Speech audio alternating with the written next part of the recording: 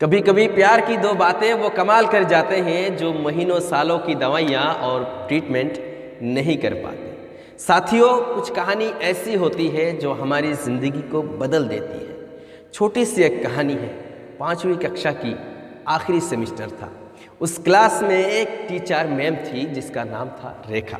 रेखा ma'am जब भी class में दाखिल होती थी तो कहती थी आई लव यू ऑल, लेकिन वो झूठ बोल रही थी। और ये बात रेखा मैम को भी पता है कि वो झूठ बोल रही है। क्यों? क्योंकि उस क्लास में एक बच्चा ऐसा था जिसको वो नफरत करती थी, जिसका नाम था राजू। राजू मेले पुराने फटे हुए कपड़े के साथ वो क्लास में आता था। उसका बाल बिखरा हुआ था। वो क्लास में आता तो था और खोया खोया रहता था। जब भी उसको पुकारती थी राजू तो वो चौंक जाता था और सर उठाकर देखता था, लेकिन उसका आंखें बिल्कुल खाली खाली थी। अब जब भी कोई बुराई का उदाहरण देना पड़ता तो राजू के नाम को लेकर ही बुराई का उदाहरण दिया जाता था। और सारे बच्चे हंसते थे और राजू क्या करता था, सब सुनकर वो अपना सर झुका लेता था। और उसका ये हरकतें बढ़ती गई। रेखा मैम के दिल में भी उसके लिए नफरतें बढ़ती गई। अब जब प्रोग्रेस रिपोर्ट बनाने की बारी आई तो रेखा मैम ने उसके लिए कोई भी बात अच्छी नहीं लिखी। जो कुछ भी लिखा सब कुछ बुरा ही लिखा है उसमें। अब जब ये रिपोर्ट हेडमास्टर के पास पहुंची तो हेडमास्टर ने देखा कि उसमें सब कुछ बुरा ही लिखा है, कोई भी अच्छी बात नहीं लिखी थी। तो हेडमास्टर ने रेखा मैम से कहा, आपने ये क्या किया? राजू के लिए कोई भी अच्छी बात नहीं लिखी, इसमें सब कुछ बुरा ही लिखा क्यों? तो रेखा मैम ने कहा कि ये तो नालायक बच्चा है, ये तो बहुत ही बुरा बच्चा है, ये ना तो पढ़ता है ना कुछ, ये बहुत ही ख़राब बच्चा है। इसके लिए मैं क्या अच्छा लिखूं? अच्छा लिखने के लिए मेरे पास इसके लिए कुछ भी नहीं है। ये कहकर वो वहाँ से चली गई। दूसरे दिन हेडमास्टर ने राजू की वो पुरानी रिपोर्ट, जो पिछले साल की रिपोर्ट थी, उसको निकाली और रेखा मैम की टेबल पर रख दिया। अब जब रेखा मैम आई, देखा कि राजू की प्रोग्रेस रिपोर्ट है पिछले साल की, तो सोचा कि इसमें भी बुराई लिखी होगी। जब उसको खोली गई, देखा कि उसमें लिखा है राजू की माँ की तबीयत खराब है और जिसके लिए राजू का ध्यान पढ़ाई से हट रहा है। और बिल्कुल आखिर में ये लिखा था, अब राजू की माँ इस दुनिया में नहीं है, राजू की माँ डेथ हो चुकी है, राजू की माँ इस दुनिया से चली गई है और जिसके लिए राजू बिल्कुल बदल गया है, राजू बिखर गया है, राजू का ध्यान पढ़ाई में बिल्कुल नहीं है। अब इसको संभालना बहुत ज़रूरी है और ना देर हो जाएगी। अब जब ये बात देखी तो रेखा मैम घबरा गई। वो जल्दी से रिपोर्ट बंद किया और फौरन क्लास में जाकर दाखिल हो गई और फिर हमेशा की तरह कहा कि आई लव यू ऑल। लेकिन उस दिन भी रेखा मैम झूठ बोल रही थी। क्यों? क्योंकि उस दिन राजू के लिए जो प्यार महसूस कर रही थी रेखा मैम, वो प्यार किसी और के लिए महसूस नहीं कर रही थी। अब राजू को उस दिन भी खड़ा किया गया और राजू से एक सवाल किया गया, लेकिन राजू उसका आंसर नहीं दे पाया।